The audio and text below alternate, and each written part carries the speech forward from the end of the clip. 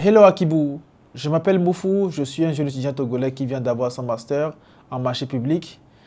Est-ce que c'est possible pour toi de m'aider à trouver un thème? D'accord, déjà, la question est tout autant bizarre que suicidaire. Parce que trouver un thème pour toi serait quand même ne pas t'aider, à vrai dire. Parce que il faut que tu crées une certaine appropriation de la chose. C'est ton thème. Ça ne peut jamais être mon thème. C'est ton thème, désolé de le dire ainsi, c'est aussi ton problème, mais c'est aussi tes solutions. En fait, je ne serai là que pour te cadrer lorsque toi tu choisiras. C'est toi qui sais le problème que tu résous. Ton thème est forcément basé sur un problème que tu vas résoudre en marché public. Tu as ce problème-là, je ne l'ai pas. Tu connais ce problème-là, je ne le connais pas. Le problème que j'ai, tu ne l'as pas. Le problème que je connais, tu ne le connais pas. Totalement divergent. Donc, il faut que tu t'appropries cela, que tu comprennes que c'est ce que tu as de plus sacré, ce thème-là.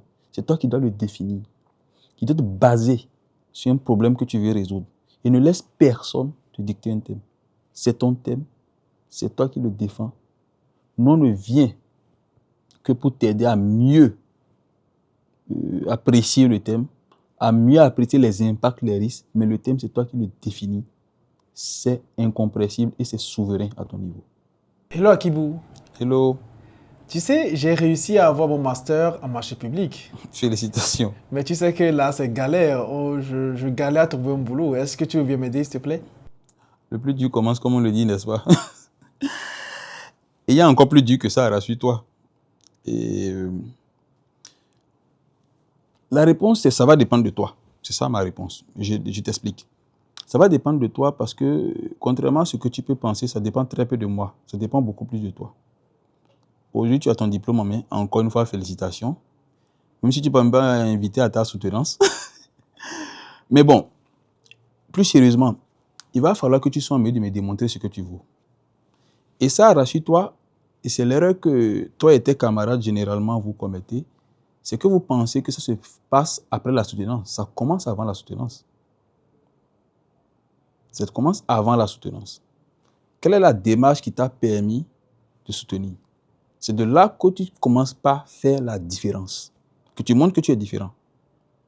Soutenir, avoir un diplôme en marché public, je suis désolé de te dire, il y en a plein comme toi. Énormément comme toi. Et ils ont les mêmes besoins que toi de façon ironique. Ils veulent aussi avoir du boulot, c'est légitime et autres. Mais qu'est-ce que toi tu fais pour être différent des autres? Qu'est-ce que toi tu fais pour attirer la lumière sur toi? Qu'est-ce que tu montres que les autres n'ont pas? Quel avantage comparatif ou même parfois absolu tu ressors? Il faut que tu creuses en toi pour que tu puisses me démontrer que j'ai intérêt à t'aider.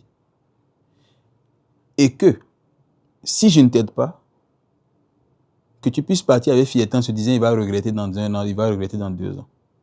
C'est ça qu'on doit être en mesure de faire. Donc il faut savoir te vendre. Il faut être en mesure, et ça passe le message, ça m'aiderait. Il faut savoir être en mesure de vous vendre et de bien montrer vos compétences. Parce que ce qui est compliqué aujourd'hui, c'est qu'actuellement, vous n'avez que des compétences académiques. Donc, c'est normal qu'on ne vous fasse pas confiance.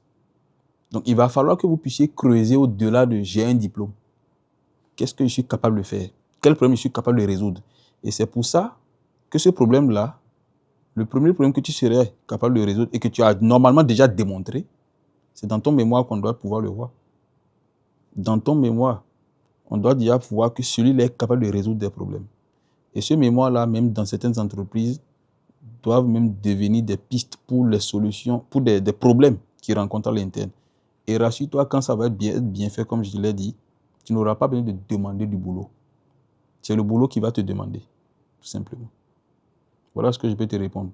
Tu sais, il y a quelques mois, j'ai tourné une vidéo quand j'étais en Côte d'Ivoire. Il y avait un SPM qui m'aidait à faire des courses à midi, entre midi 14h comme on le dit, et qui avait tendance à brûler les feux tricolores, à ne pas respecter les règles de la route de façon générale. Il ne respecte pas les passages piétons et tout le reste. Et au-delà du reproche que je lui faisais, j'estimais que c'était quand même très grave pour quelqu'un qui est dans un domaine où on doit respecter des règles de gestion de marché public, de se comporter comme ça dans un domaine aussi de circulation routière où on est censé aussi respecter des règles. Et beaucoup de gens m'ont dit, oh écoute Akibou, il n'y a pas de corrélation entre les deux. Il peut bel et bien se comporter comme ça en circulation et être un très bon SPM qui respecte les règles de marché public. Eh bien, ok. J'ai estimé même que je ne me suis pas suffisamment fait comprendre et c'est ce que je vais tenter de faire maintenant. Vous avez un ami, un frère qui est entre griffes, hein, comme on le dit, désolé de la terminologie que je vais employer, coureur de jupons, très peu sélectif, comme on dit, toute femme est femme chez lui. Vous comprenez bien ce que je veux dire. Mais c'est quelqu'un que vous fréquentez, et rassurez-vous, pour ne pas vous mettre dans une position inconfortable, vous tentez même de l'amener à prendre le bon chemin. Donc vous n'êtes pas comme lui. Soyons rassurés. Vous tentez même de l'amener à prendre le bon chemin. Vous n'avez pas fini le processus. Et vous devez voyager. Vous avez une opportunité au Canada. Vous devez partir. Un poste de SPM au Canada. Félicitations. On est content. OK. Mais tu dois partir et laisser ta femme. Ta femme. Et qu'est-ce que tu fais? Écoute, cet ami dit, bah, écoute, je suis ton frère. Ta femme est là. Et il n'y a pas de souci. Je vais m'en occuper. De toi, à moi. Qu'est-ce que tu ferais? Est-ce que tu lui confierais ta femme? De toi à moi. Je crois que là, je suis en train de voir non, avec un rouge en plus. N'est-ce pas? C'est tout ce que je tentais d'expliquer. Tout simplement parce que rien ne prouve aussi qu'avec ta femme, il peut bien se comporter, n'est-ce pas? Pourquoi tu as peur? Avec ta femme, il peut bien se comporter. Puisque si il ne respecte pas ces règles-là avec d'autres femmes, eh bien, au niveau de ta femme, non, il va bien les respecter. C'est ce que certains ont dit.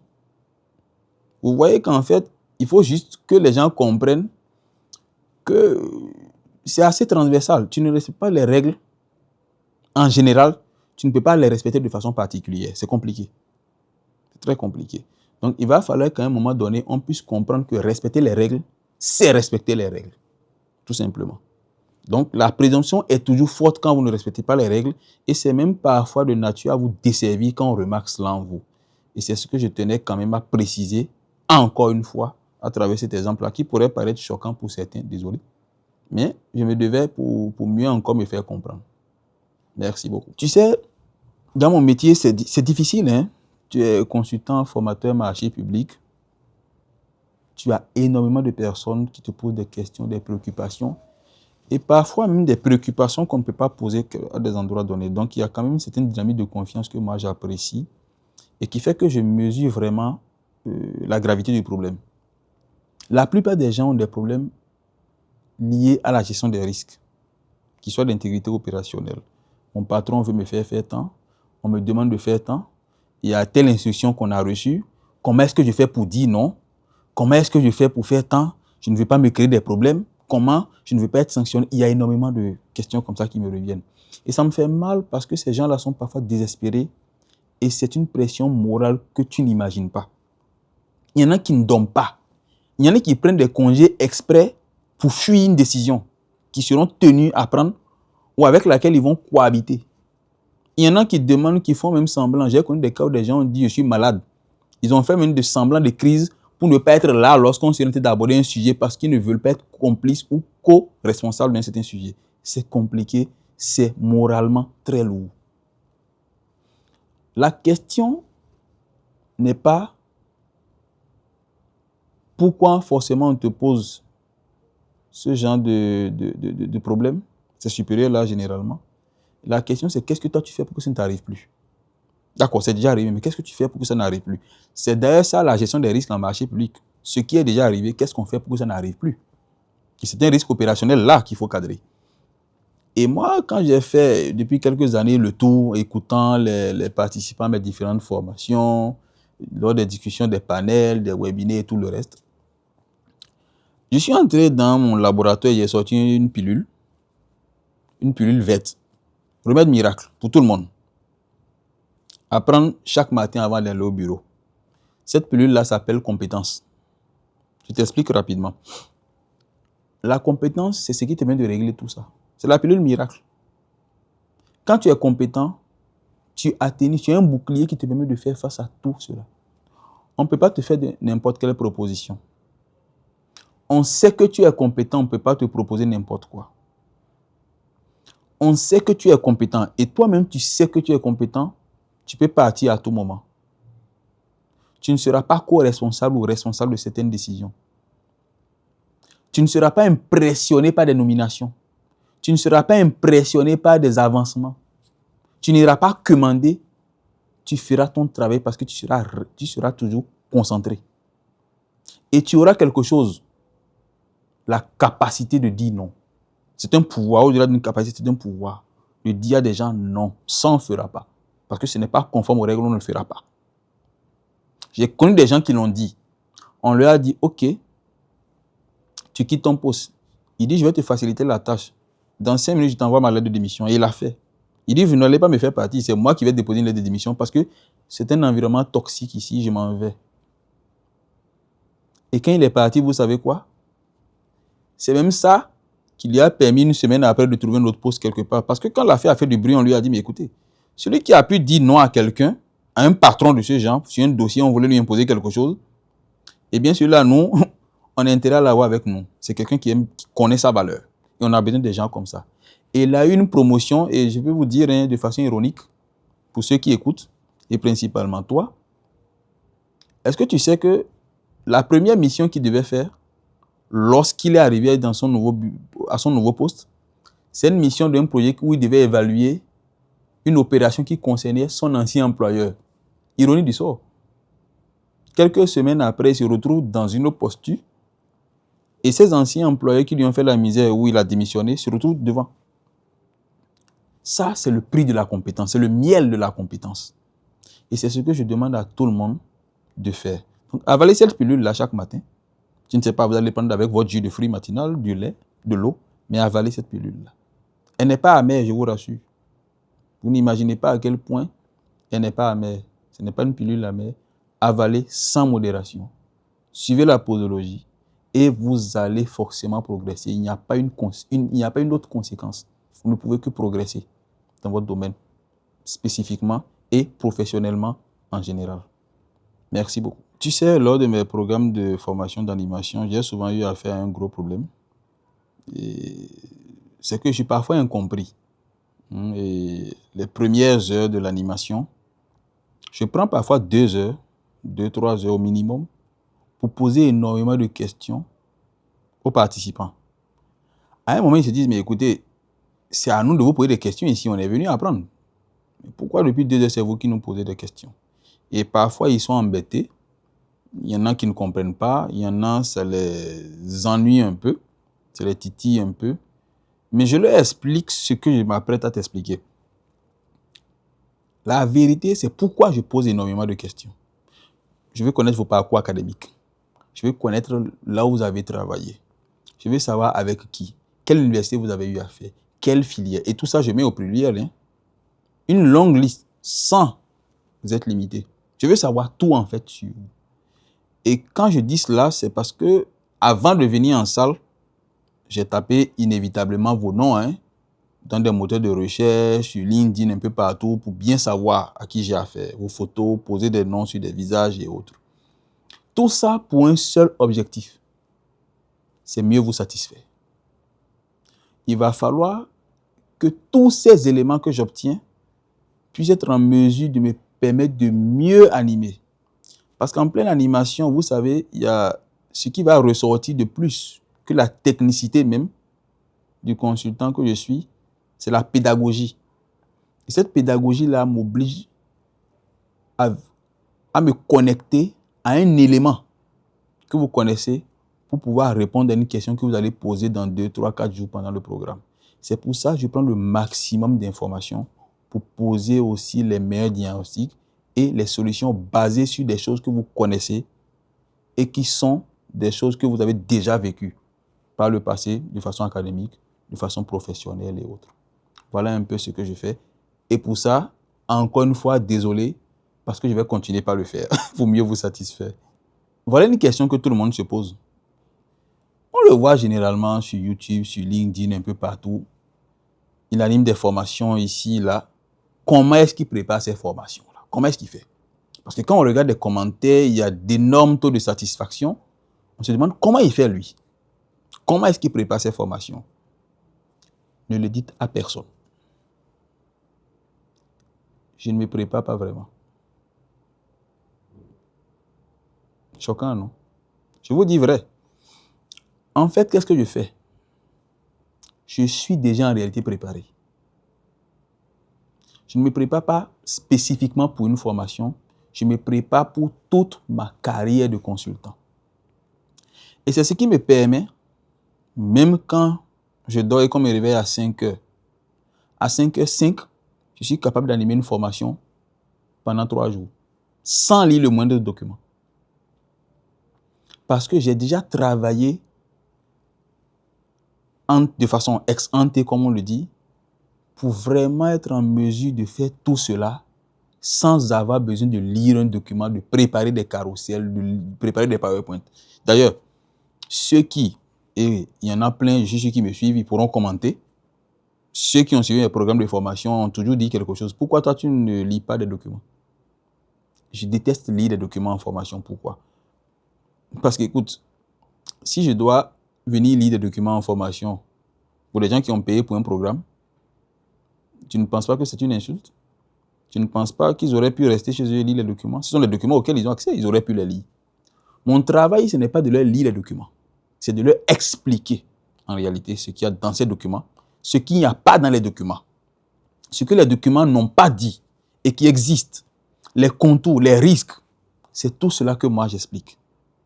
Et c'est ça en fait qui me permet d'être le plus outillé et d'animer une formation sans forcément vraiment me préparer. Certains le ressentent, d'autres non.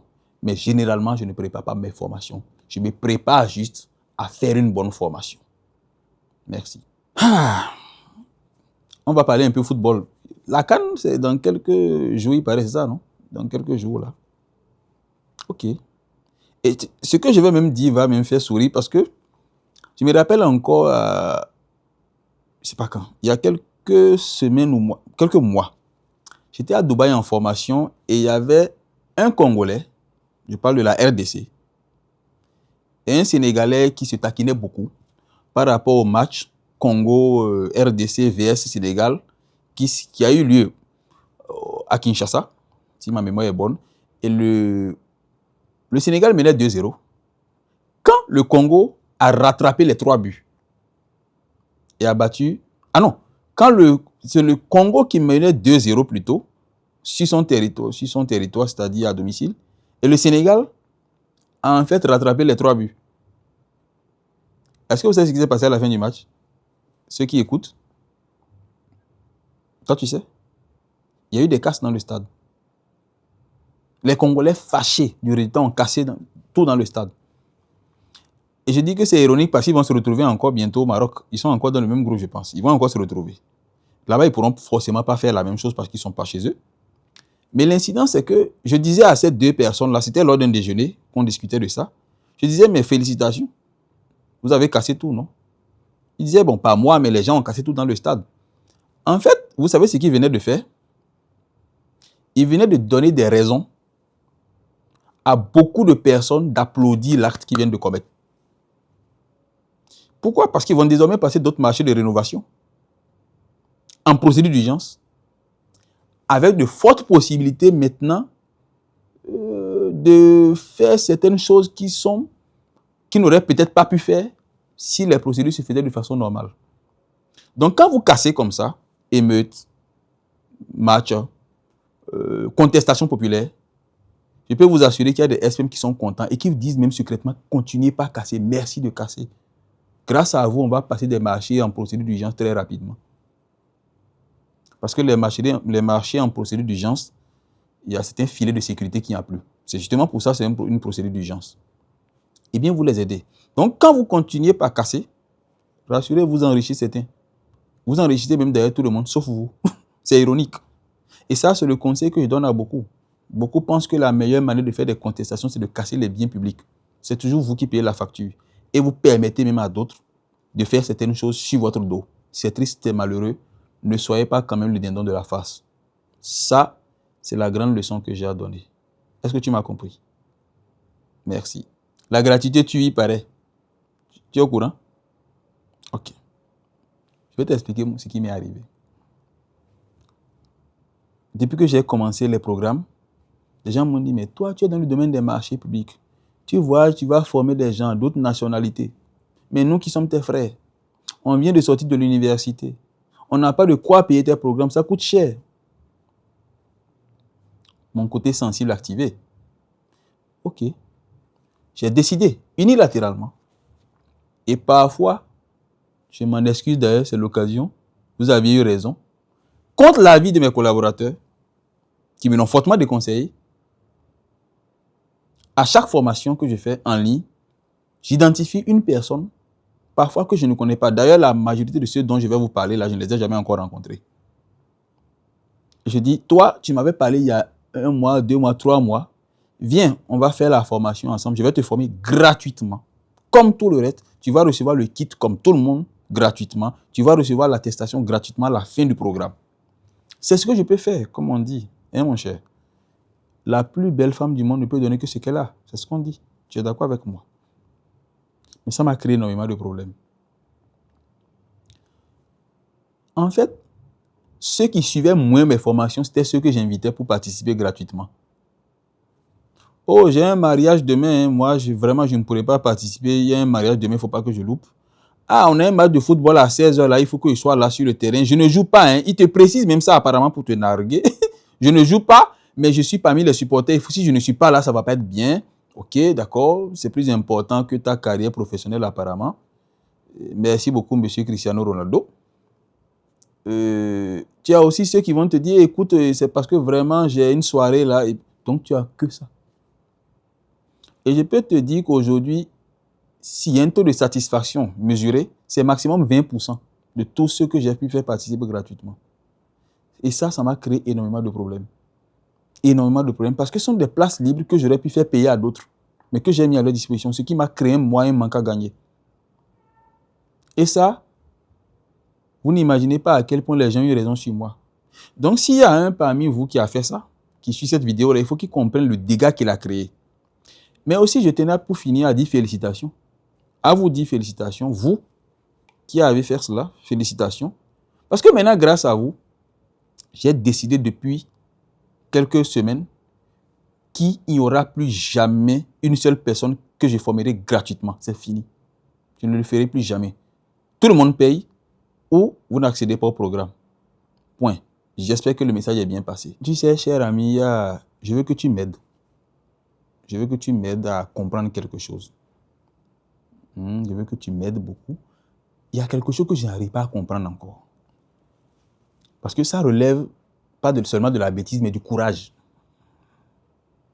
Tu sais qu'ils sont nombreux parmi mes alumni et certains que je rencontre, que je coach, et qui me disent, j'ai un entretien d'embauche dans 2 jours, dans 3 jours. Vraiment, il faut m'aider. C'est vrai, tu ne seras pas le recruteur, mais il faut m'aider avec un entretien test qui va quand même me permettre de me mettre un peu dans les conditions. On peut le faire en ligne ou même par appel téléphonique, 5 minutes, voilà. Ça, quand ce sont des alumni, je ne dis pas non. Je ne dis pas non parce que ce sont des gens que j'ai formés. J'ai tout intérêt, même d'ailleurs, à ce que ça se passe bien, parce qu'ils vont présenter mon attestation et tout. Donc, c'est moi que ça crédibilise ou que ça peut aussi discréditer. C'est très important. Donc, je contribue. Et c'est d'ailleurs une promesse faite lors de nos formations. Mais j'ai pas pu comprendre quelque chose. C'est la première question que j'ai tendance à poser lors de l'entretien test. C'est la structure qui veut te recruter là, la structure où tu veux aller là, ou le bailleur de fonds pour lequel tu veux travailler là, ou le projet financé par tel bailleur là. Parle-moi de cet employeur là. Dans 60-70% des cas, si je reste optimiste, c'est silence radio. C'est pas possible. Ça, je n'ai pas pu comprendre. Tu vas m'aider à comprendre. Comment on peut aller en costume à un entretien, ciré, meilleur parfum. On prend même parfois des VTC de luxe pour y aller. Mais on ne s'est pas renseigné sur la structure. Comment on fait ça? Ça, moi, j'avoue, je n'ai pas pu comprendre. Donc, je cherche quand même des gens qui vont m'aider à comprendre. Si certains peuvent m'aider, en commentaire, écrivez. Voilà. Là, je vais comprendre que c'est moi qui ne comprends pas. Ce n'est pas possible pour moi. C'est inconcevable. Il prépare toutes les questions techniques, sauf la question liée à la connaissance même de l'employeur pour lequel il veut travailler et auprès de qui il compte percevoir un salaire. C'est ironique. Il ne connaît ni la structure, l'historique. Parfois même, ils ne connaissent même pas les activités de la structure. Ils ne savent rien. C'est dangereux et c'est suicidaire.